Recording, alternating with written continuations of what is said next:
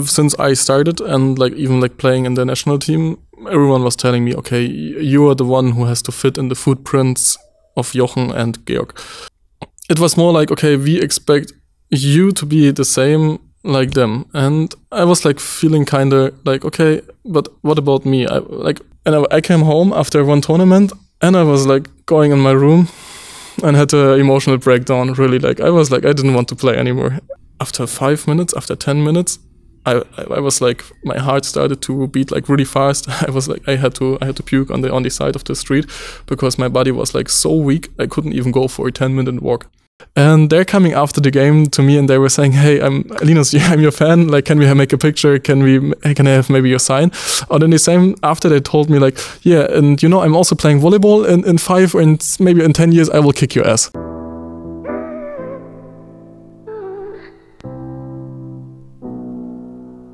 Hello, Linus. Big thanks for joining my podcast. It's a great pleasure that you find the time to talk. Yeah, thanks for having me, man. I'm excited. I'm excited like what we will do, what we will speak about. I'm not pretty much prepared, but we will see. When I was preparing for the interview, I have in my memory one game. I think it was last season. Here at the Arena Ursynów, there was a few people with the German flag and the Gera. Yes, exactly. It's my hometown. That's like my homeboys. And it's like a kind of tradition that they are coming like every year. These are like 5 boys and they are coming every year to visit me at the station where I play in this time. And they come and they're like having this flag. They are like representing our hometown and like it's always nice to see them and they stay for 1 week and we have a lot of fun. And what you can tell me about Gera? I have some knowledge about this region because it's like Thuringen. Exactly. And years ago I used to work as a cargo fahrer in Germany, so I was driving around Chemnitz, Jena, when I tried to find something about the sport, like it's Wismut Gera in the football, but it's not like there's not like the big team, big sports team in this town. No, it's like Gera is a pretty historical city, to be honest. Like, it has like a long history, and it also used to be one of the, let's say, like biggest and richest cities in Germany, but in the 2 centuries ago. And after the World War, also this was one of the cities which like got like bombed in the last days of the war. So it was pretty hard, like after the war, to build everything up, and still the infrastructure is not in the best shape, and like this region has some struggles, but it's also known for like nice people, like which are holding together, which have a nice community, and this is like pretty much like the environment I grew up. And it's a nice city with a lot of traditional buildings, with a lot of like traditions in general, like Thüringen, you spoke. It's like the district of this where Gera is, and it's a nice area with good landscapes, and it's like the perfect mix between like bigger city but still provincial, you know. And how many days per year you spend in your home? Oh, like during the season, no chance. But for sure, like in the summer when the season is finished and I have some time before I join the national team, I'm always trying to spend some time with my family and also to see my friends there. Last year, Germany qualified for Olympics, but I was wondering, do you think Linus Weber will have a chance to qualify in the Olympics in swimming? I mean, it's true that I was a swimmer before I started with volleyball, and I would say I was like also kind of good. I was like in the representation team for our district. I even went to like the German championships, and later I had like 2 offers to go like to the sports school as a swimmer or either as a volleyball player. And in the end, I decided, okay, let's give it a chance for volleyball. And I think I could have ended as a good swimmer, but of course I cannot say for sure. But I also was playing water polo at the same time, so. But water polo is like not so famous in Germany, so. Yeah, because like you have like a swimming family, because your mother your father was a water polo player. Yes, and my brother is doing triathlon. So man, you're pretty good prepared. So like, you did where this volleyball come from? I know that this story related to your friend. Yes, but yes, but homework, you know, like when you have like water pressure, let's say, how will you landed in volleyball, and why I speak with the Linus volleyball player, because like for me it's a very funny story. But yeah, I was like doing water polo, I was doing swimming, I was like, as you said, like pretty much related to this element. And really, like my friend took me like, hey Linus, what's about playing volleyball? And we started only us two together in the first team. And like two people? Only 2 people, 1 practice a week, and we started like this in a really like old gym, like just like throw some balls around, having fun. And then we told our friends about it, and then we created something like a juniors team in our city, and we drove with this team for some tournaments in our district. And first we were just having fun. It was more like a group of friends which are meeting after school, and we were just having fun. And out of this, because I was tall, I was like athletic, I was pretty like very fast like scouted by the coach of the representation team of the district, and he even wanted me to have like in the team which is like already 3 years older than me. And like this, I was like, wow, someone is like giving me a lot of trust, or like seeing some perspective in me. So I was like, let's say I was like feeling flattered by this idea, and that someone is like really like believing in me. I was like, okay, I will give it a try.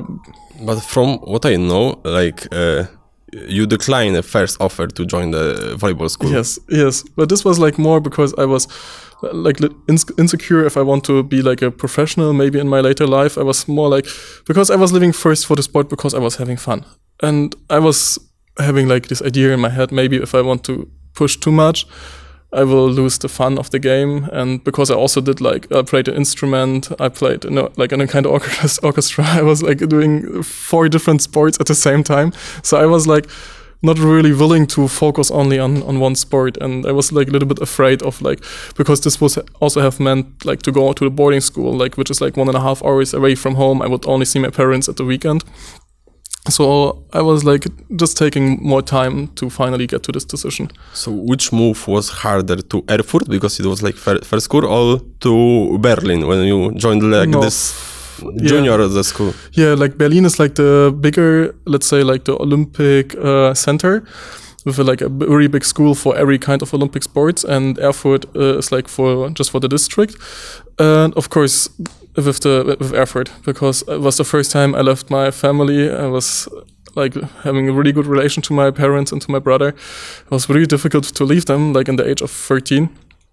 And in the end, also like being like a lot of time, like I was not used to be alone, or like to be like only surrounded by people in my age. So. And what was interesting when I was doing research about this Olympic school, like it's like VSO, Olympia Berlin. Yeah, it's like the club. Yes, that because it's like the club with top prospect. Like something like we have in Spała, SMS Spała. Exactly, like and for the girls in Czech. Yes. And what was interesting that in the recent years, like the head coaches are foreigners. Mm-hmm. So like, you know, when in Poland, when I think, for example, like right now in Spała, there is a Jacek Nawrocki, former head coach of women national team. Like all the coaches are Polish, and here the foreigners teach the young German prospects. Yeah, it's a good question. I was also asking myself this question while I was always like working with a foreign coach, because like also like after I left this project, there were always like foreign coaches, and I think they want to change it right now. But I think like during this time it was hard to find someone for this position, because like when you're working in this position, it's a really hard job. Like I don't know how.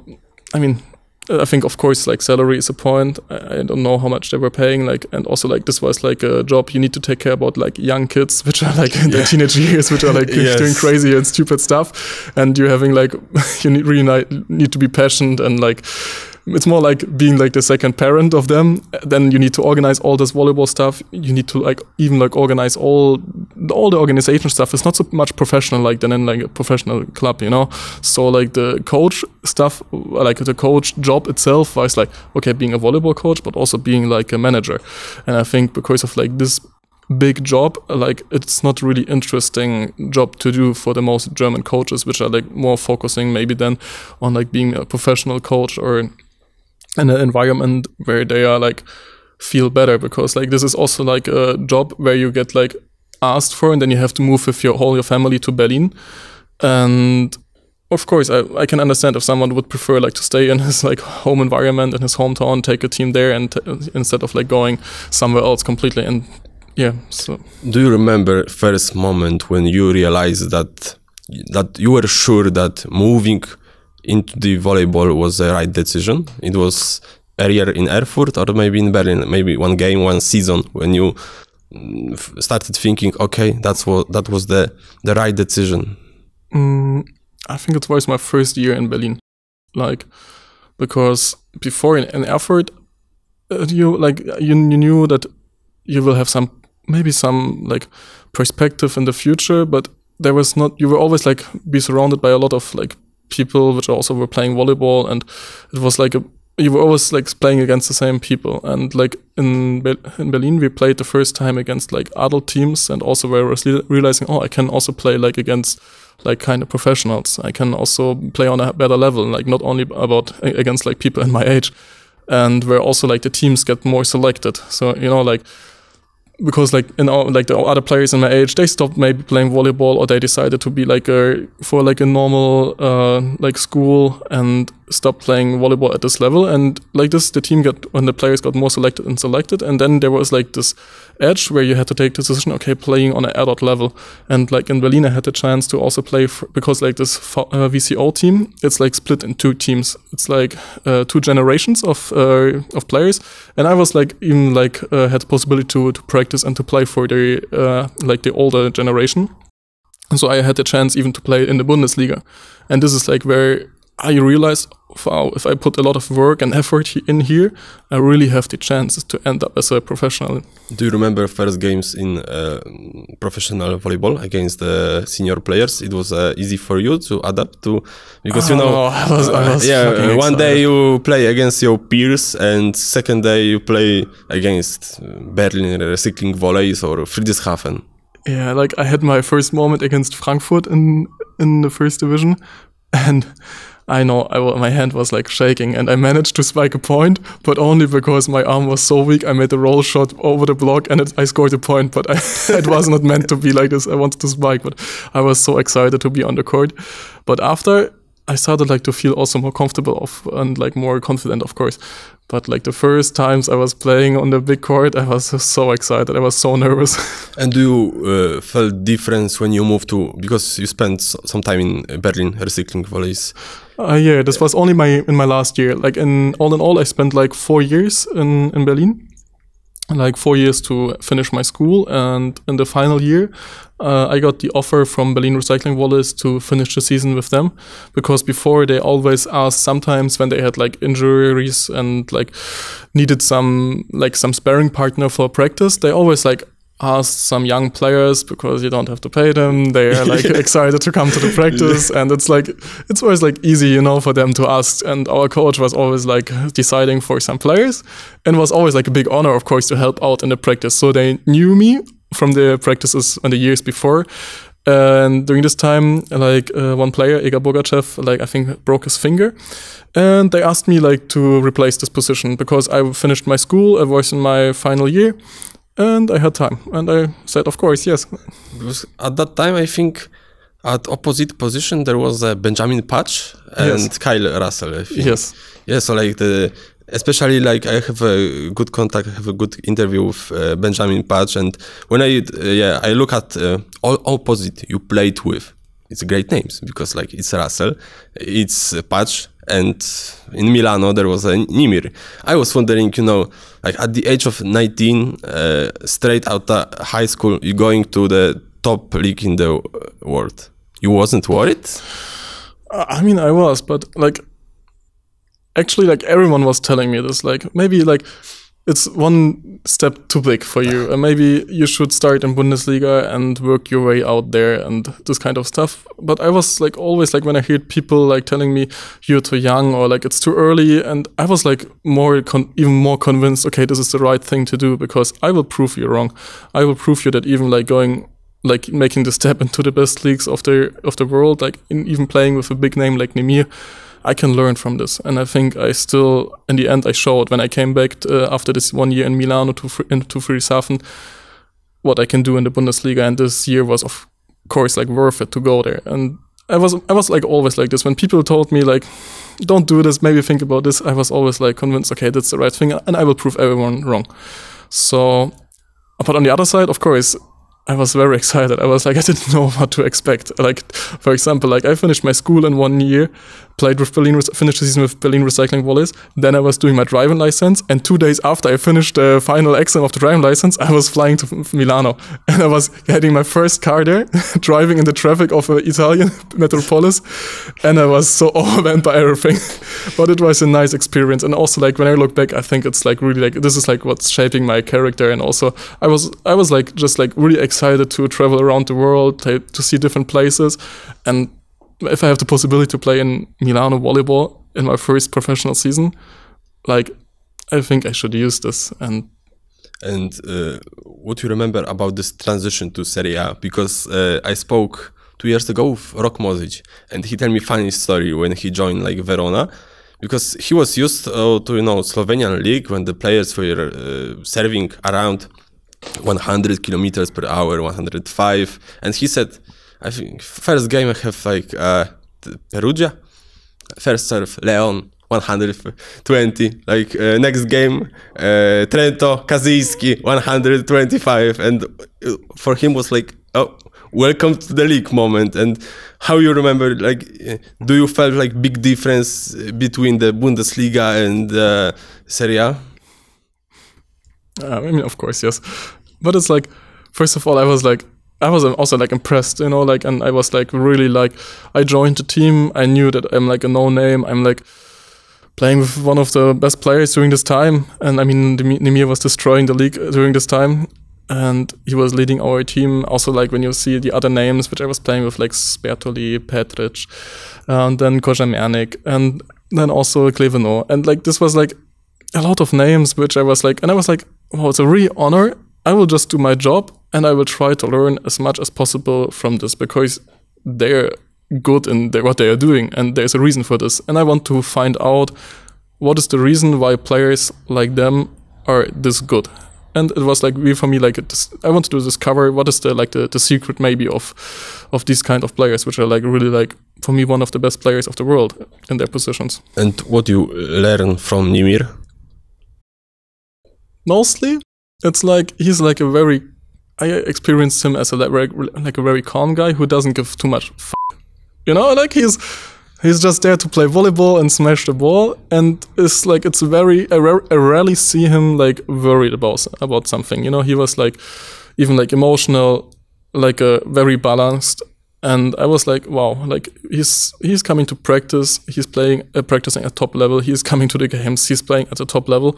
And I've never seen him struggling, like, because also like he was like just focusing on the right things and didn't get like, how to say, like, he didn't let this focus like go somewhere else, and was. You got a visitor? For me, what is impressive about him is that the fact that he spent so many years as a setter. And he moved to the opposite position so lately, and of course, also I have a chance to speak with him, and the same thing you talk, that he's a very calm guy, really cool guy. Yeah. Yes, so like for me it's impressive, and but what is not impressive, and I feel like even I just trying to think what you think about that time, is like the February and March of 2020, and living in the, let's say, European center of coronavirus. Yeah, it was the hotspot. Yes, because everybody was talking at that time about Milano, and you were in Milano. Yeah, like I was really unlucky. Like first of all, like we saw like by the first moments like what this virus is like doing. And like in this region, like Bergamo, also Milano, this was like the red zone of Italy, like where everything broke out. And like this restrictions of the government slowly took over, and it started with like, don't go out after 10 p.m. There was like this border, then they closed the borders. Then we still played volleyball in empty gyms, and I remember our last game was we were coming and we were supposed to play against Padova, and we were checking of every player the temperature before the game. This was like one of the newest rules. Before every game, we check the temperature, and we had 6 players. I think not even like around 6 players with like fever or like higher temperatures. And after this, they canceled the game. They sent us home, and the week after, they completely stopped the league. And after this, it was like this that I also got sick. I don't know from where. Like, I got sick and I was like in quarantine for 1.5 months and really struggling with this virus infection and the bacterial infection. So like a super infections in the end with my health, which also like had an effect. I was like sick for like around 3 months in the end. I had like long COVID for half a year, and it took me like a really long time to come back on an old level. So like you were in isolation for 1.5 months, spent 3 months in your house alone. Yes. And like around 1.5 months alone. Then I was like, I used the last chance. Like I was like having like some couple of days where I was like feeling like in a more like good condition, and I was just like the last car I could get. I was like renting a car, put all my stuff inside there, was going home, and 2 days later they were even closing the border between Germany and Austria, so I couldn't go over the border coming from Italy. So there was like no chance to coming back. So at least I could be at Eastern at my family, but still I was at home, and I was just sick, just laying in the bed and recovering. But you're double unlucky, because even last year you also have. Yeah, like last year in the summer I had like mononucleosis, like Epstein-Barr virus, and it's like a pretty, like without symptoms mostly, but you just feel like super tired, you feel not able to do anything. I was like, for me, everything what I was doing was feeling so like too much. I was like feeling without energy. I was like just laying in the bed, I could do nothing, and it's like pretty individual in the end. Like it doesn't matter. Like doctors can tell you, oh, after 2 weeks maybe it's good, but it can even be like over months. And in the end, for me, it was like 1.5, also like 2 months again, where I was recovering from this virus. And I think it's also because I think also of this long COVID infection I had, and that my immune system was like very weak. And when I got this virus, he had just fun with my immune system and fucked me. So, do you remember a moment when you started feeling good again? Yeah. How long took you to recover fully? Like after 4 months. I mean, I was like at home 2 months, recovering. Like I was like around 1.5 months. I was like sick with symptoms and like fever and all this kind of stuff. And after this, I was just like I tried like to slowly move again, and it took me another 2 months to do sports again, actually. And I was going for spatzen. I was going for a walk out of my house. And after I knew that I was like, after 5 minutes, after 10 minutes, I was like, my heart started to beat like really fast. I was like, I had to puke on the side of the street, because my body was like so weak. I couldn't even go for a 10-minute walk. And like this, I slowly needed like to increase the load. And like the first practices I did like in fitness, they always ended up with that my body had like showed me my stomach were like throwing. I had to throw up. I was feeling the day after I was feeling sick again, so I really needed to watch out, and like really started like from the beginning, like from zero. So after what happened to you 4 years ago, last year you were calmer? I mean, not really, because it was also like kind of new experience for me. Because I really didn't know what was going on within my body. Because first everyone was thinking that maybe it's also just again corona infection, maybe it's another infection with another virus. And like in the end, when we were coming to the point, okay, it's mononucleosis or Epstein-Barr virus, I knew that from a friend who had this virus, who was like also sick for half a year, and like having like this in mind, and I remember this very well, because we were sharing one room in the boarding school in the dorm, and then I haven't seen him for half a year. And like with this experience in mind, I was like, okay, what?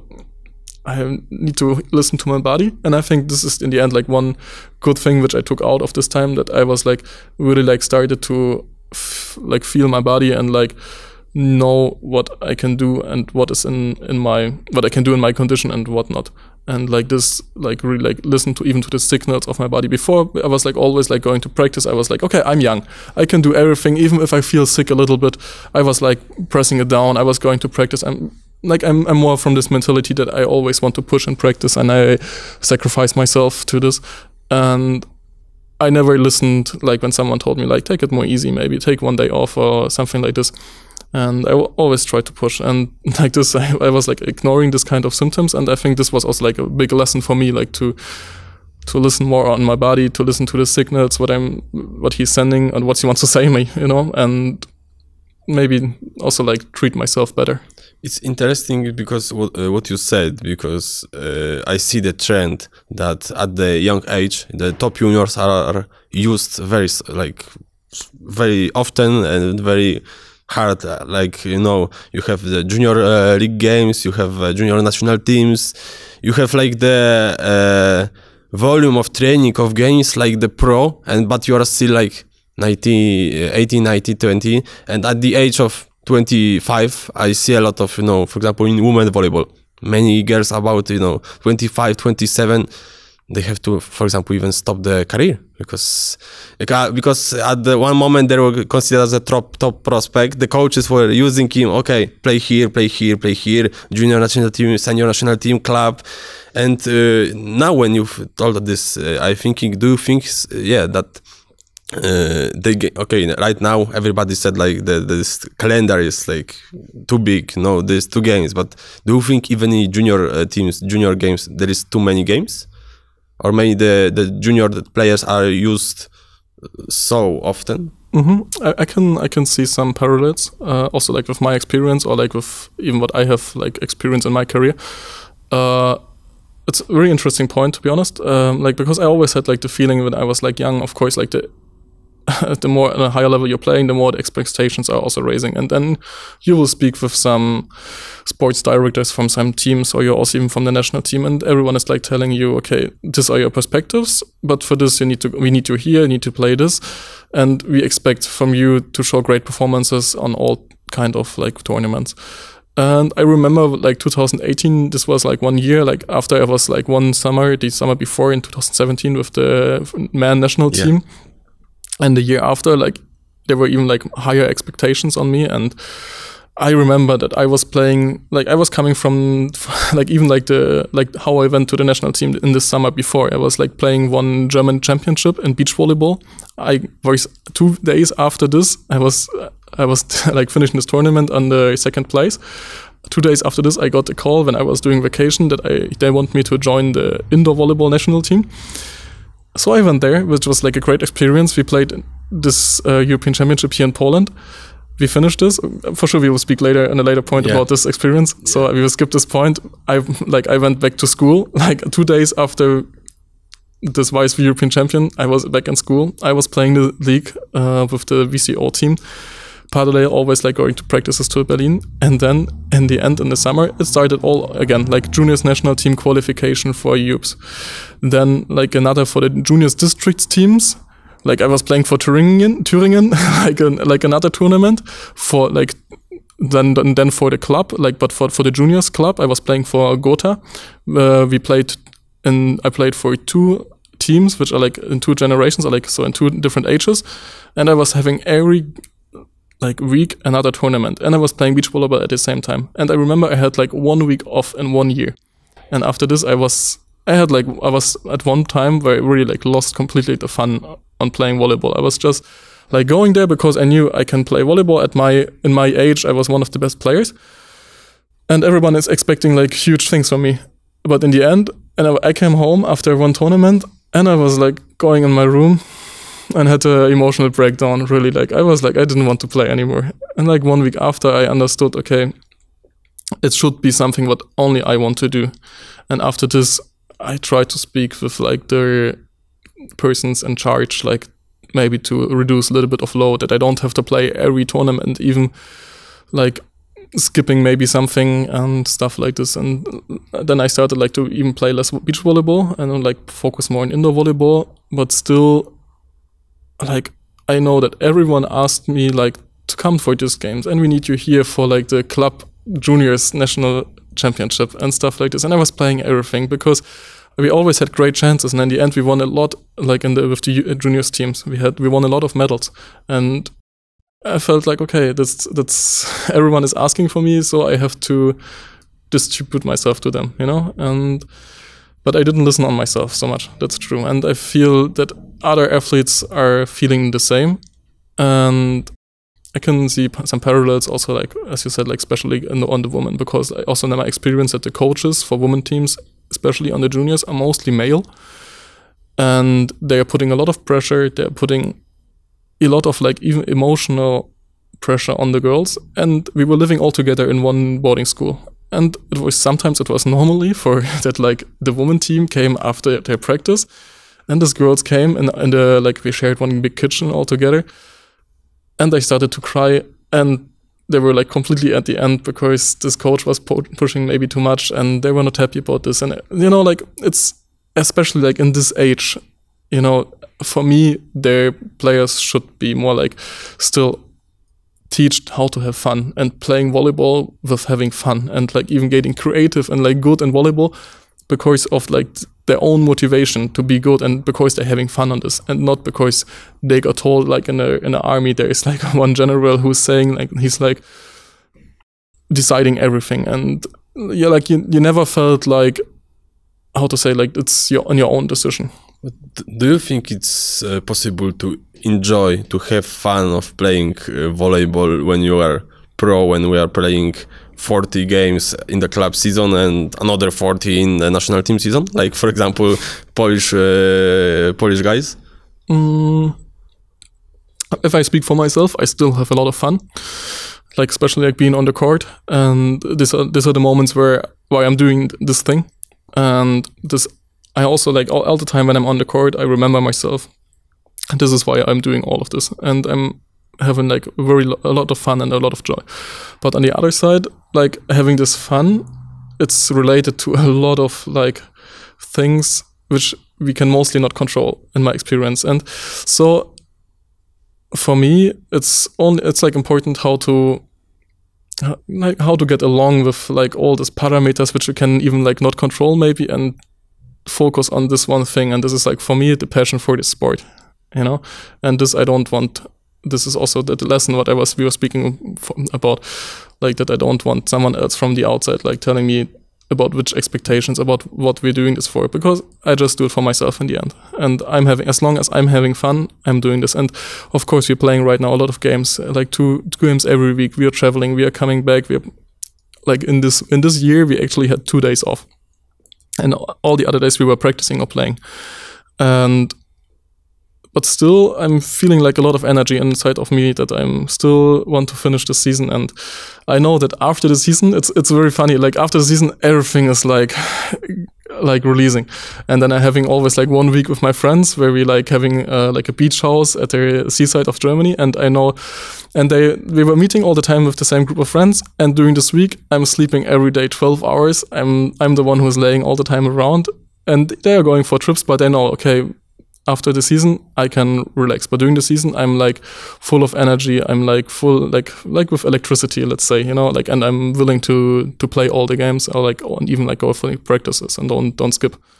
It's possible to keep a friendship with people outside volleyball when you are at this pro level, because I spoke with some people, for example, one player in a women team, she said to me that it's hard for her to like keep a friendship with somebody outside volleyball, because normal people have like job from 9 to 5, and as a volleyball player you have like your calendar depends of the coach's plan, the training, the games. For example, when you have free time, the only people usually you can hang out is other volleyball players. True. It's also a good point, of course. Like, it's difficult to keep up the friendships, and like especially like living in a foreign country and being like friends over like a long distance. But I would say like in my case, most of my close friends are having nothing to do with professional volleyball.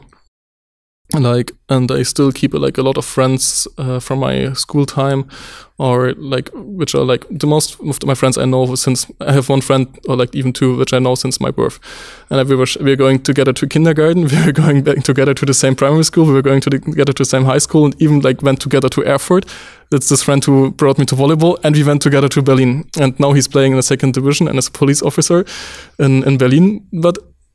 And I'm playing here in Warsaw. So and like I'm having like most like this kind of friends who are like still in Germany, but like we spoke about this, like this group of friends from Gera who are coming to visit me at my camps. And if I see they're having like a 9-to-5 job and still find the time to visit me here in Warsaw, or like they even came to Italy a couple of times, it's for me the proof that this friendship is like really worth. And like I see them in the summer. I spend a lot of time with them, like I told you, like at this, for example, at this beach house and stuff like this. And the summer is the time where I spend more time with my friends, and during the season I'm mostly like even focused on volleyball. And like right now, like after like my 4th pro season, I'm having like this rhythm. I know I go in the winter, I'm going play volleyball, and I can completely focus on this. I get visited by my friends, and in the summer it's like, okay, we have the national team, but we're practicing close to Berlin, and it's more easy to me to see them because most of my friends are in Berlin, are based in Berlin, and then I have like always like a nice time with them, and we're doing all this kind of stuff. And still, of course, I'm having like also friends who are professional volleyball players, but I would say like my closest friends, which I knew like for a long time, are like friends who are not related to professional volleyball. Yeah, that was my question. That do you met people that in volleyball that you also consider as a friends, but you know, in the term as itself, as a friend, not as a colleague? Yeah, I mean, of course, like with the most volleyball players around it, it's like surrounded here in Warsaw, for example, I have a very good relation, but like during like the season, it's always like difficult to find time together, like because like still you're seeing each other every day at the work, I would say, and spending time with each other, and you're happy when you go home and you have a little bit of time for yourself, or like have like something else in your mind. But still, I have like some friends here, and for example, I was like going last year also like directly after the season, I was going with Arthur and I was going with Igor and the sister of Arthur and one friend of mine. We were going to Mallorca and having like 1 week vacation there. You know, like outside of volleyball, we are good friends, I would say. But like during the season, we're all like also happy if we have some distance from each other, you know, because like in the end, we're also like traveling a lot together. We're sharing rooms with each other, and you're spending a lot of time together, and you're like then happy if you have something else in balance. And I was thinking, do you believe in something like destiny?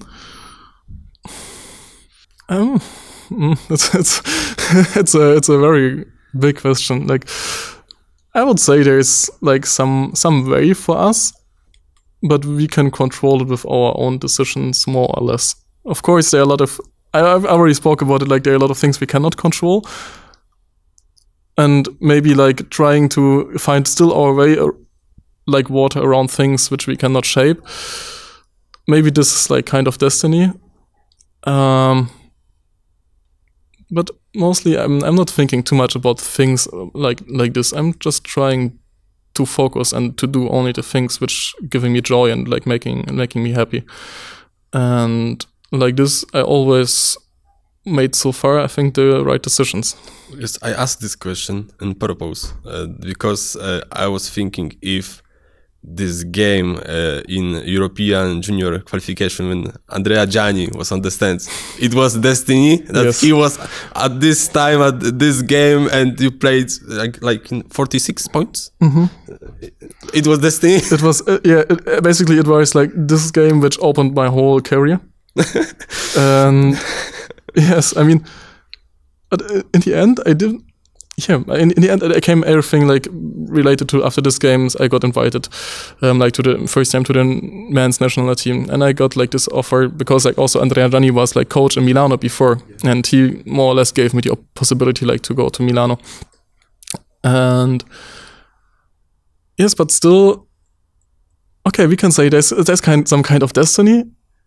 But still, I think if without this game, I still think would be a good volleyball player. and would do my thing, you know, like, and in the end I would always ask myself not about like, is this like what we're doing super successful, and like for me it's more important that I'm confident what I'm doing, that I'm happy with what I'm doing. And maybe this kind of games opened some doors, which is pretty important. And mostly it's like this, and when in the most careers, when like 1-2 points where everything came together, you played a perfect match, and everyone after this the doors opened, like, and like this like kind of key performances, and already when you have them after, but still in the end I just want to be happy, you know. It's like, and I think I could just still be a good volleyball player if this doors would be closed, and I still would find my way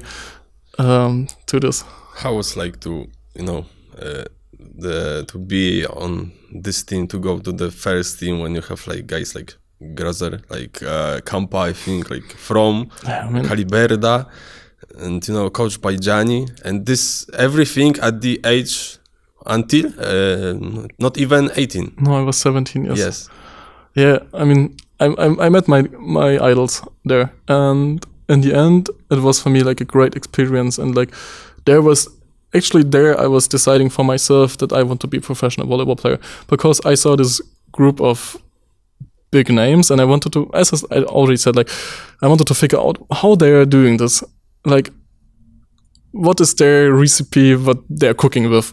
And in the end, I was like so excited to be with them that I got even like, I was watching them, what they're doing, how they're doing this, and I was like adapting to this, and I wanted to be like them. And in the end, I was like, okay, this is the way I want to go. And in this moment, I decided for myself, I want to be like them. I want to be a national team player. I want to be a professional volleyball player who's getting that, like, who's earning money with playing volleyball. And like, I got inspired a lot, I would say. And do you remember how it's like to, you know, be in one team and train with Grozer? Because Georg is like crazy guy. I mean, I know him. I have a chance to. I had a big interview with him like years ago, also during COVID, and I know the many stories about him since the time he was in Poland and right now. And I know that right now he's more professional when it comes to taking care of his health. Because look at him, like 40 years old, and he's playing like he's a monster. Yes, like, he's a machine. But he's also a nice guy. I remember. No, I spoke with him by phone one time in my life, and when he remembered me, that even when he changed a number, he just sent me a voice message. Hey, this is Georg. Hi, Michał, it's Georg. This is my new number. Save. If you want to talk and but when it comes to be with him, to watching him, how would you describe him as a player and as a person from your perspective? I mean, first of all, like everything what is about Georg, I have huge respect, to be honest, and like everything what he have like achieved, and this kind of player he is, I'm like super. When I was like starting playing, I was super inspired by him, and like of course there are a lot of stories about him, and I mean inside of volleyball world most people know, but still like he also taught me like to being humble. Like, and he like playing volleyball on the highest level, focusing on the things. Like he found for himself like the how to say, like the keys or the things he has to manage for himself to be super successful. And in the end, it's working out for him. And which inspired me, like, okay, trying the things what I can change, what I can focus on, to being the perfect player what I can be on my own, like the best version of myself. And when it's about him, he's like a super team player. He's like, we were having, for example, like he was coming later to the national team. We were practicing on okay level, I would say. And from the first day he came to the practice, everything changed. The complete atmosphere. He's like a player who's like demanding a lot from his teammates. So like in the end, from the first practice, from the first day, the whole level of the practice was increasing a lot. Only by his presence, only because he was in the team. He was like getting angry when the stupid mistakes happened. He was like telling people how to do and what he was expecting from them. And this is what I really, appreciate, that he's a very clear and direct guy. and he's very honest. And with this, with this kind of persons, I like to be the most, because they're honest and you know what you can expect from them. And like this, it's even like easy to adapt. And so every time when I was practicing or playing with Georg, I was even like also just playing naturally better. Yeah. I don't know if I can find a better person to answer this question, because that is this thing I was thinking for a long time. When I look at the opposite of German national team for the last 15 years, there are the two main players, Grozer and Jochen Schops. And like, once were Grozer, once were Jochen playing, but I was thinking if maybe the German volleyball was too long in comfort zone, that they were thinking that, Grozer and Schops will play forever. And Schops stopped playing career. Georg started, getting older. And I know that there was a time when Simon Hirsch was also as an opposite in national team, and now it's you. But I think, do you think maybe the German volleyball believed too much on them, that they will play forever? They didn't thinking, because in other position there wasn't so lack of good player at the even top level that in opposite. Like with Georg and with Jochen, you have like two world-class players, of course. And maybe you're right. Like I try to find the right words for this. Like, because like since I started and like even like playing in the national team, everyone was telling me, okay, you are the one who has to fit in the footprints of Jochen and Georg. And we were speaking already about like high expectations. And it was more like, okay, we expect you to be the same like them. And I was like feeling kind of like, okay, but what about me? What if I just want to be the player I want to be, They want you to be a next Georg Grozer and not a new Linus Weber. Exactly. And this is like also like mostly in interviews what I'm telling, that when people ask me like, okay, and how do you think you can fill in the footprints of Georg? I was saying, I would say like, okay, Georg is great player. He's one of the best players in my opinion. He's one of the nicest persons I know and I have played with and had the honor to play with. And on the other side, I'm Linus Weber and I'm doing the things my way. And I'm not here, and we spoke already about this, to fulfill expectations and to do what other people telling me. Like I said, I'm stubborn and I'm doing the things my way. And yes, there is like, how can I say, like I felt like that there maybe also like the federation was like having too much expectations than supporting me. Maybe I would maybe say like this to be a very like, how to say, like I can say like this, like that in the end I always like felt like, okay, there's like some pressure that I have to fulfill something, but is it really that what I want to do to make other people like happy, or like show them that I can be this kind of player? Because like I told you, like my motivations is like having fun and being happy in the end. And this is not when I fulfill the expectations of other people. And also in the national team, and also like in general, you will have players which may be performing all the time on the best level. Maybe like Georg, which is still playing in a high age and still like playing amazing. But I know for myself, I still have to learn, and I still have to find my way. Maybe one day I will be on this level. Maybe not, but still I'm on my way and I'm in the process, and I want to have fun during this process, and I don't want to be stopped or disturbed or like losing my focus because of other factors, maybe because of expectations of other people. And when it comes to the national team, it's like I just try by myself to be the best player for the team and what I can do. And this is the goal what I put for myself. Yes. And because you said many times in this interview that you walking in your own path, your own road, that you are not somebody who will fit into somebody expectations. But do you remember, have you ever heard from somebody that, oh, you are arrogant, You are, young fella, what you are thinking about. Yes, of course, a lot. Like, and in the end, like, people who really know me, they know that I'm not like that. I'm super, like, maybe like even this kind of person which is like overthinking a lot of stuff, and like even like not the super most confident person. Like, and when I'm alone, I'm thinking about a lot of stuff and I'm like reflecting a lot. But from the outside, people, I think, they look at me and they don't understand maybe what they're seeing, and it's easy to judge. Okay, maybe it's arrogant, but also like, to be honest, I also stopped to care about this, because before I was like also like more like a people pleaser, and I wanted everybody to like me. And yeah, like in the end, like I figured out for myself, it's much better just to focus on myself and go my way. And yes, I have a lot of experience with people telling me like, why you're not following the rules, why you're not doing this like everybody else.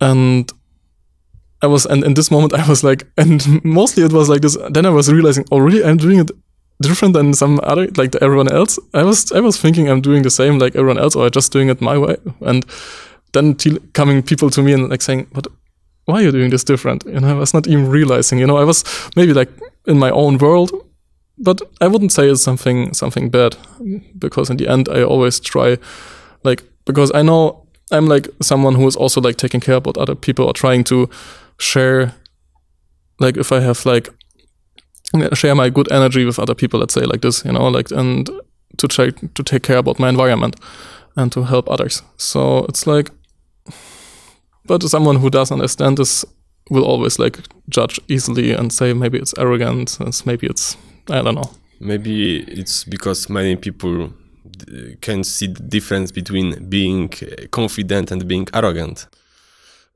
Yes, I mean, in the end, also like when everyone is like having expectations on you, you kind of need to protect yourself, and I think it's a good way to protect yourself and showing confidence that they are not like that. How to say? Yeah, like that they don't come too close to you, like, and showing maybe some arrogance here. But I wouldn't say like this. I wouldn't even like more say like, it's just like you can look at this from the outside. But the more I think and this is like more like a judgment you would do if you don't know this other person so well. Because in the end, you will see every person has some good things, and I believe that every person has something good, and you just need to give them a chance, or like need to help them, maybe even like that they can find to their own goodness, maybe. Does Linus volleyball player change? Do you see a difference between a Linus volleyball player and Linus person, like outside the volleyball? Yeah, totally. Like, and it's like mostly related. Like, I'm having like my volleyball life, but outside of this volleyball life, I'm living all these things out which I cannot do in volleyball, because like volleyball, as I said, it's giving me a lot of fun. It's giving me a lot of like passion. But on the other side, I'm someone who's interested in a lot of different topics, and which maybe not having something to do with volleyball.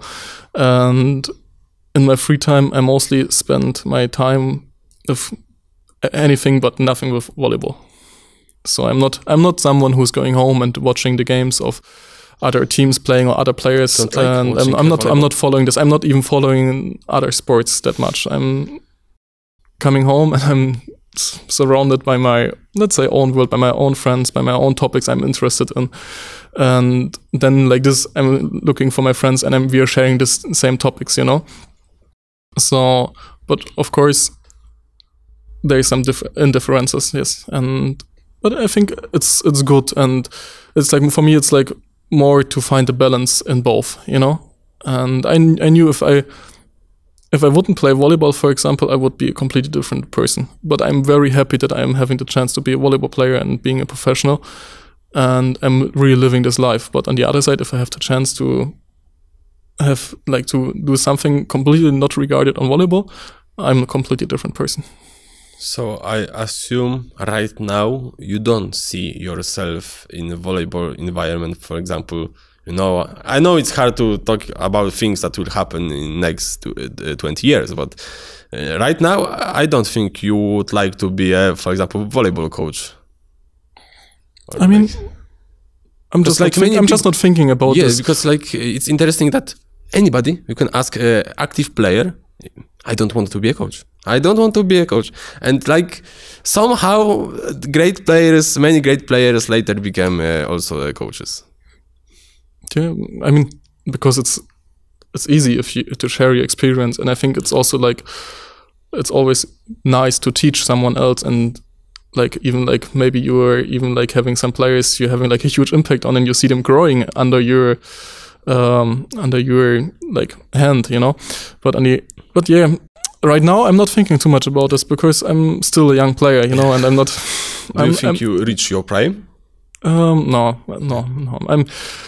When I'm coming from practice, as I said, I'm coming home and I'm thinking everything over, and I know so many things I still want to work and I need to improve and what I can do better. I'm a very hard person to myself. I think if I couldn't be a good friend with myself. Also, this I have to learn to be more nice to myself, but I think I'm judging myself very hard, and I know so many things I want to improve and I want to work on. So still, I would say I have a long way before me till I'm in my prime, and we will see. In this moment I cannot tell you how prime Linus will be. Or like, I also have like some goals maybe, but like for me the first rule I'm following, as long as I'm happy with this, everything is good, you know. And like being a coach, I also like, of course, like to work maybe more with younger players, you know. So because we spoke a lot about this, like that I see a lot of good volleyball coaches maybe, but when they're working with juniors players, they're like more like a general with a huge drill, and they're not respecting so much individuals. And I would like to do like the things better than I have experienced with the coaches I had when it comes to treating the personalities of different kind of players. And because I think we lose a lot of good players because we don't support their personality or like help them to find their way to be the best volleyball player they can be out of their personality. But it's more like this is, I think, also something pretty German, that you have like some norms and you want everyone to follow and to fit in these norms. But if someone maybe doesn't fit inside, he gets like judged and he gets told like, yeah, you're arrogant, for example. And yes, I mean, I don't want to say that I only have like this experience. I also had like great coaches. Like my first coach in Erfurt, he's still having really good contact with him, and he was like I left my family, and he was like a second dad for me. And I wish there would be more coaches like him. I also like the first coach I had in Berlin. Like Jan Wunderlich was my coach in Erfurt, and the first coach I had in Berlin was Andreas Neske. He was like, I really like respected these people because I knew that they want me to be a good volleyball player, but they also want the best for myself as a person, and that they will not like most you have like the feeling with, I think when you were junior, that you're playing volleyball. If you play volleyball bad, your coach doesn't like you anymore, you know. And like but there I was learning like the difference between, okay, you can have good days, you can have bad days, but this has nothing to do with your personality. And also like, because when your life is so much on volleyball, you're going home after maybe one good game and you're feeling like you're the strongest, you're the best. And the next game you play terrible and you go home and your completely ego is destroyed, you know? And for me, it's so important to have like a balance beside this, to not like define myself only about volleyball and like how I'm playing volleyball, but being like myself and being confident and have like a, I don't know how to describe or like to find a word for this, but I think you know what I mean, like that you as like a person have your values, and it doesn't matter if you play perfect volleyball or not, you know, but you still are valued as a person. And I think this is what I was missing a lot, like in my career maybe, but it's maybe also like maybe my experience, that I feel like sometimes would be nice if people get more valued as the persons they are, and it's not only about sports and volleyball and fitting in one system. And what are the best experience, but not related to volleyball, that you experienced in Poland since you joined a project, since you moved to Poland? Also, very good question. Like, it's like I had a very tough period when I was joining the team here in Warsaw. I was like more like the young guy who was like not doing that of like crazy stupid stuff, and people needed first to understand me. And in the end, I realized, okay, but I can find my place here. And I think after I've found my place here, like my role I'm playing in the team, also which player is needed for the team, and I started to play on a good level and like, how to say, like was performing well. And I was like even starting to feel, okay, that the people opened themselves to me and that I feel like more like in like a family, and I got like a lot of support and people telling me like, if you need help, because right now I'm playing with a lot of experienced players and also big names like Verona. Last year there was also Peter, now Maui, like Damian Wojtacek, and also Arthur, and also all the other players, and Kevin Tilly. They're trying really like to help me, and I really feel like that they want me to be a good player, maybe also for the team, but also be a good player just because they also see some perspective in me. And it feels more like, okay, we are supporting everyone, like everyone is supporting each other, and it's like more like a family. And this is what I really liked, because before I was always feeling I play volleyball just for myself. And here I think I found like kind of like a family that, you know, okay, it's like for a community. And as a community, I think that's also like why we are successful till now in this season, because I think we're a really balanced team with a good atmosphere, we are like friends and on and also next to the courts. We're supporting each other all the time, and we're always trying to push each other and getting a little bit better. And what you have learned about Polish people? Like, do you remember maybe you had some myths about Polish people, and when you came to Poland, this myth, like? I mean, I'm not a pretty judgy person. I'm more like, okay, I'm going somewhere and I will see what is coming up. But of course, you know, like it's more like, okay, maybe that Polish people are more conservative, or maybe they're more. I don't know, like more in their like in their temperament, or like mentally, like in the beginning, like a little bit more cold, but in the end, I figured out these are like, Polish people are for me like very heartwarming people, really like nice family-based people. And if you start to also like to integrate yourself in the society, in the family, you will get back a lot. And I think the support of each other is a very good thing. And like also what I have experienced, that there is like a nice competition in here. And I remember some young players, like after the game, some young boys also just starting to play volleyball, watching our games as fans. And they're coming after the game to me and they were saying, "Hey, I'm Linus, I'm your fan. Like, can we make a picture? Can I have maybe your sign?" And then the same after they told me like, "Yeah, and you know, I'm also playing volleyball in 5 and maybe in 10 years I will kick your ass."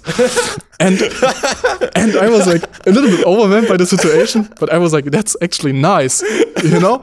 And like this like kind of, and this happened a couple of times, and I was like, okay, people here, they're really like ambitious to make something out of themselves, you know? And this is what I really like, that for me, the most Polish people are really like having a huge motivation to make something out of themselves. Maybe it's also like more with the younger generations, but I'm also like having the feeling that the country is changing a lot. And yes, I'm just happy like to be here at this place, to be surrounded by this kind of people, and also like being in a country which is making big changes in the moment, also after the last election, you know, with the change of the president and stuff like this. Okay, that's getting political, but still I'm also interested in Polish politics and this kind of stuff. And it's very interesting for me to be here during this time. It's interesting to think that you are one of the rare foreigner players that have Polish coach in the club and Polish club coach in the national team. Yes. And when we talk about Michał Winiarczyk, it's interesting thing because my name is Michał Winiarczyk, and it's very similar to Michał Winiarski. And even at school, I also had some people called me Winiar. Even when I play with my first game in football team in the senior level, I was named as a Michał Winiarczyk, not as a Michał Winiarczyk. So like I have a special feeling to Coach Winiarski. But do you see some things about Polish coaching school? Maybe the Polish coaches, because like you have here Piotr Graban, there Michał Winiarski. Do you see some difference between Polish, German, and Italian? Because you have some Italian coaches.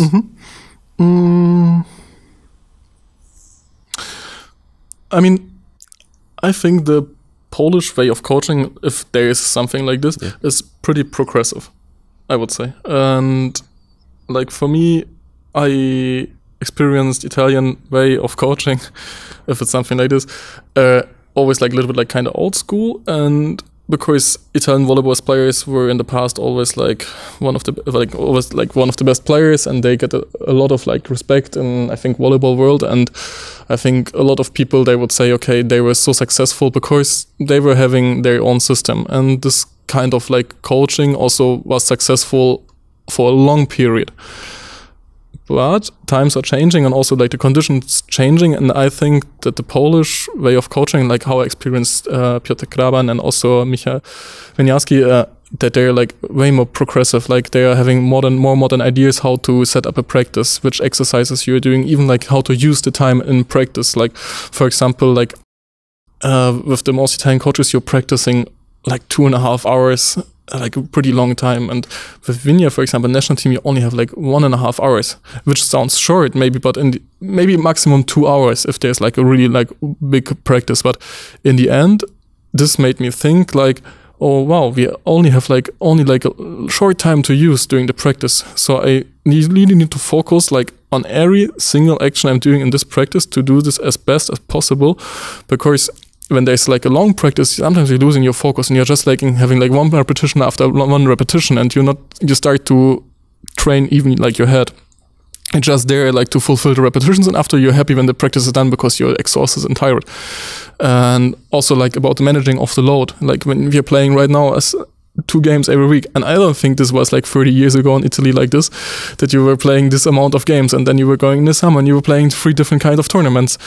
And so I think related on like the new knowledge we have like in science about like managing the load, how to set up a weight or fitness practice, what are the right exercises to do in fitness, like volleyball related, and also like individual for positions, and even like for individual persons.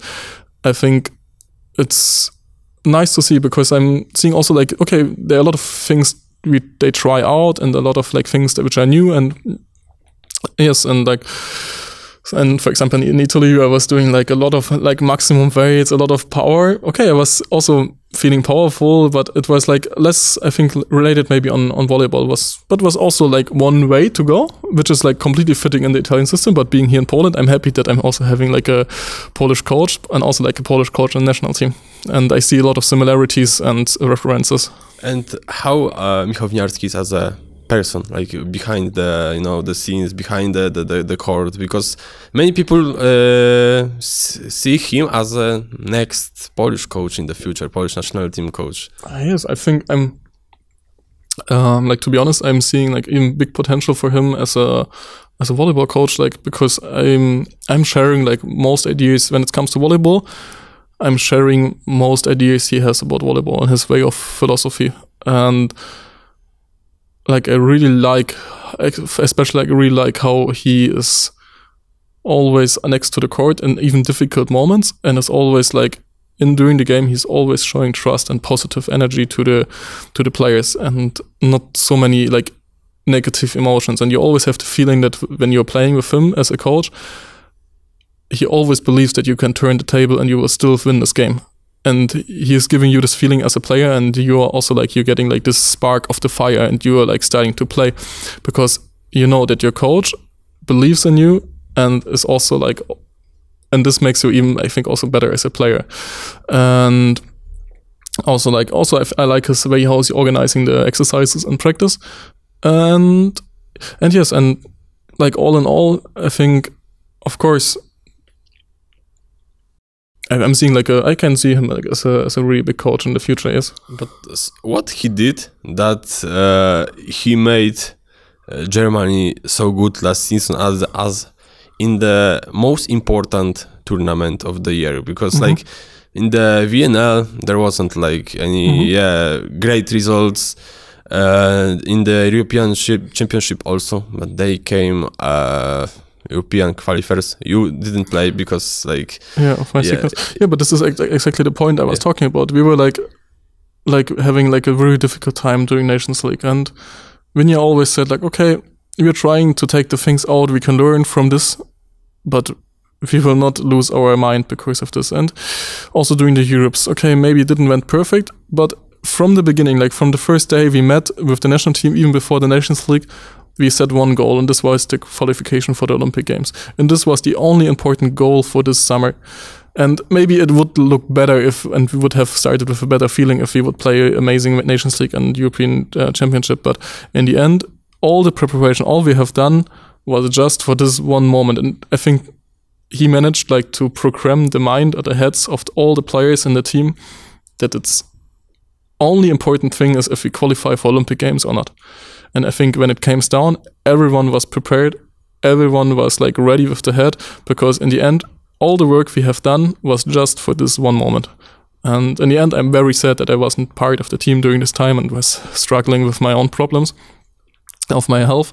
But I'm super happy that the team achieved something like this, because this is like a really like a great achievement for the German volleyball, and also for Vinja as a coach, you know, like taking over like as a national team, like the first time he's managing a national team after a few years he just stopped playing volleyball by himself, professional, and now he's celebrating achievements like this. And I think this is also like showing the qualifications, or like the, like how to say, like this is like already showing what Vinja can do as a coach. And and coming to the end, if you had to rate how you managing your career from 1 to 10, which rate you will give to yourself? I would say between 6 and 7. I thought that you may say higher number. Yeah, I mean, I'm always like finding something I can change, like I can do different, and also looking back in my career, like maybe things where I should have been like more major maybe, or like, but in the end, I'm like, I could have done a lot of things better and right, but I didn't. And I'm learning from these mistakes, and I think that's the most important, and that's why I'm here in this moment. But I wouldn't say that everything would be better if I would have done the right decisions always. So coming like to a really like objective judging of my career, I would say 6, 7, maybe 7. But when I'm subjective on my own view, I'm like happy with the way, and I'm confident it will be also good in the future. And do you remember best life advice you ever received? Yeah, actually, it's from my grandma always told me, and even like my mother took it from my grandma. In the end, she said, like, in the end, you don't know for what it's good. It means so much like everything happens because of a reason, and you don't know, maybe it's better like it is, like you know, like destiny maybe some things are good to happen, even if in the first moment everything is like looking too much, or like you're like overwhelmed by the situation and you're like, why this is happening to me? And I think in the end there's always something you can learn from this, and you don't know for what it was good. And at the end, because I always ask, this is something task all the guests have to do. It's like pick your dream team, but only from the players you played with, either on national team, either of the club, either because of the skills level, either or because of their sympathy or towards them, and in each position with explanation. So I'll start with setter. Okay, but I'm a part of this team, or I'm selecting now, like, in my opinion, the best players in the world. You can put yourself as the opposite, or you can put somebody else. You have to like pick your dream team. And like I said, it's not matter if it's because putting the best player in the world or best friends in the world. The only rule is that you have to play with them, either on club, either on the national team. Mm-hmm. So I start with setter. Setter. I mean, I haven't played with him, but I think he is the best setter generally. Oh, okay. I will give you answers like this, or you. Yeah, but I thought that you may say Kampa. I don't know. It's like somebody you played with, because you have to play in one team. Sorry, I forgot this part. Yeah, in one team or in one national team. Okay, yes. So then it's Kampa, of course. But why? No, because I think he's one of the players I like to follow. Like, he's a good captain. He's like a guy who's very also like hard to himself, but also about other players. And he can be a really good leader.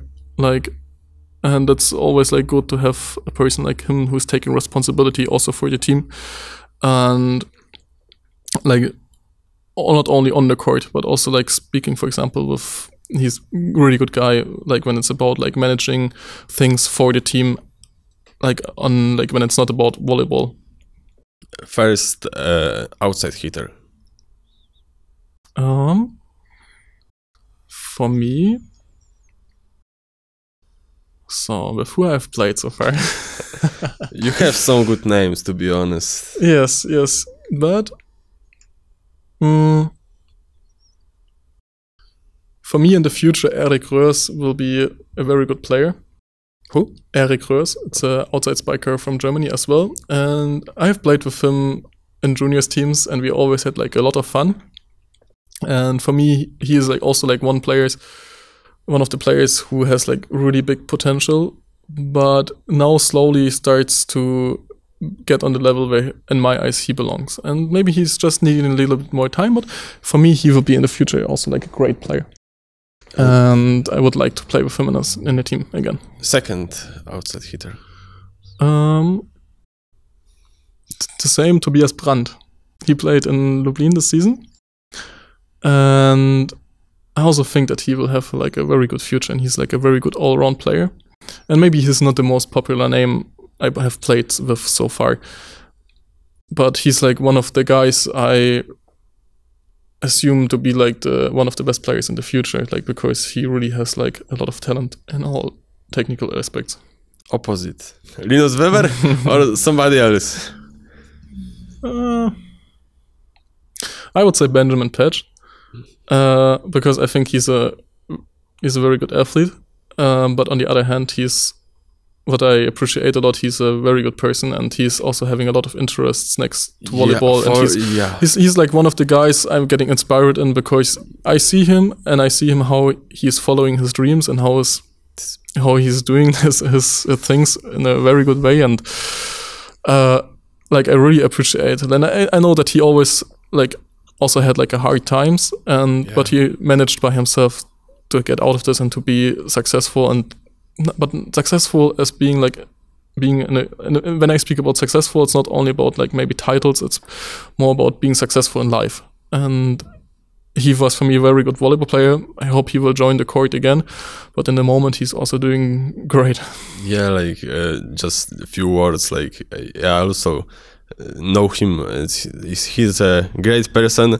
He need to help me get into the Berghain in Berlin. Oh, okay. Because we talk in the interview that he started, when he came to Berlin, he started being interested in techno scene, and Berlin is famous because of the techno clubs. I don't know what you're talking about. And the Berghain is like most exclusive club, and I don't think I will be able to go there, but Benjamin, if you're listening this, you have a task to do. and middle blocker first. Anton Bremer. I assume him also like to be a very good volleyball player. He is already, and for me the most important, very good person. Second middle blocker. Tobias Krieg. And it's like, like it's mostly German players. Yes, you know, it's like more like it's coming down that I think also like Tobias has enormous potential and is also like a very good player. And yes, it's like a player I really would like to be in a team with, you know. Libero.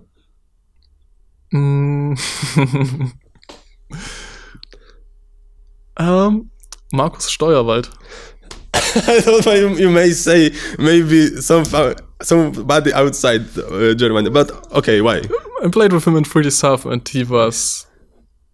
I think he was like one of the main reasons why I was able to play on this level in Free South in the whole season, and he helped me in a lot of ways.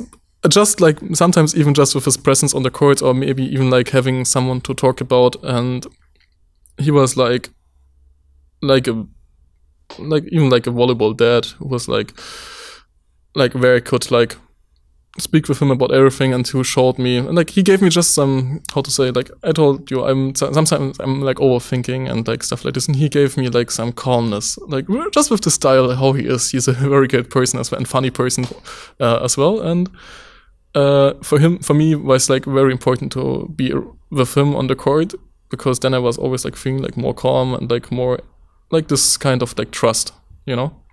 And at the end, coach. I would say Michał Winiarczyk.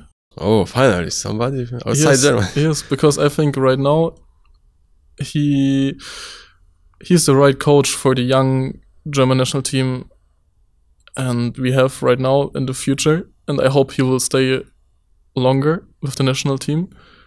And okay, we like right now we have like a mix of like young and old players, but of course like some players already announced after Olympic Games in Paris they will like resign their career in the national team, and they will stop playing for the national team.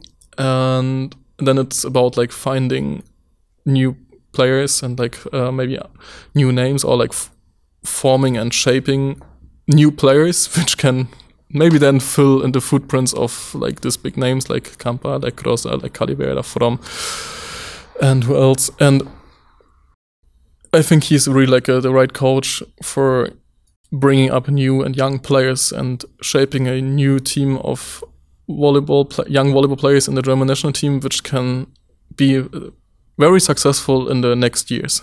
And I'm really like, how to say, like convinced that the German national team in the future will be playing a top level again. A part of staying healthy, what can I wish you? What can I wish to you? Having always joy with playing volleyball, maybe. Okay, so this is something I wish you, and I can say vielen Dank for joining my podcast. I've learned in school for many years German, but my German is like so bad, so that's it. That's it, okay. So big thanks for having time for me, big thanks for joining my podcast. It was a great pleasure to hear your stories, and like just to meet you, to know you better as not only as a volleyball player, because like, you know, in 10 years, maybe 15, if you have a career like Grozer, you will stop playing, but you will still be Linus Weber. So like this is something that I appreciate, that you were so open to me. Yeah, like first of all, thanks for having me. It's like it's also like a nice experience for me. I've never like been in a big podcast like this. It's also like first time for me, like speaking here with a microphone, but I was enjoying very much like speaking with you. I think you did a very good preparation. You came up with really good questions, and like also this kind of questions where I was like feeling confident to speak like more open. And I know I have sometimes my own point of view about different topics, but in the end I was happy to talk with you about this, and I hope like people who are listening to this podcast also enjoyed listening to this, and maybe we gave something to them they can think about and maybe open their eyes, or like just gave some topic or at least a good entertainment. And so thank you for having me. Dziękuję bardzo. Danke.